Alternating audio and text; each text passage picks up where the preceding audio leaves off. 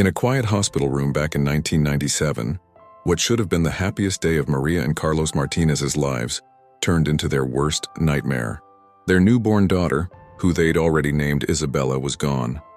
The nurse, Sarah Thompson, told them their baby hadn't survived. But that was a lie, a carefully crafted deception that would unravel 23 years later. Sarah took Isabella home that day, gave her a new name, Emily, and raised her as her own. She moved to a different state, crafted a whole new life, and became the perfect mother. Emily grew up in a beautiful home, went to the best schools, had piano lessons, dance classes, everything a child could want.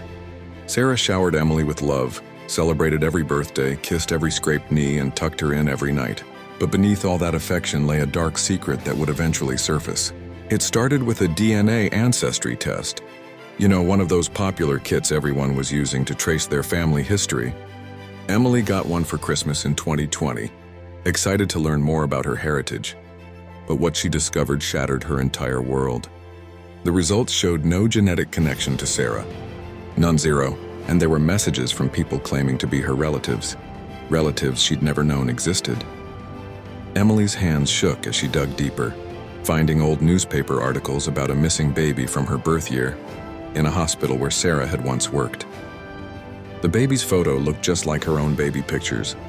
Her whole life and every memory, every moment suddenly felt like a lie. The woman she called Mom, who had packed her school lunches and cheered at her graduations, was actually her kidnapper. The truth hit her like a tidal wave. She wasn't Emily Thompson. She was Isabella Martinez, and somewhere out there, her real parents had spent 23 years believing their daughter was dead. Now Emily, or Isabella, faced an impossible situation. The mother she loved was a criminal. The parents she never knew had suffered unimaginable pain.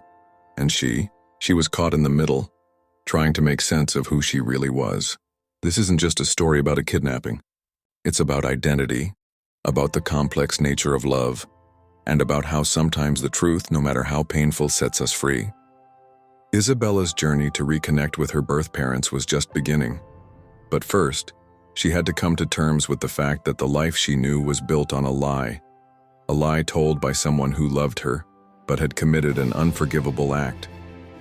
What would you do if you discovered your entire life was based on a lie? How would you move forward? These are the questions Isabella grappled with as she began her search for answers, for identity, and for the family she never knew she had.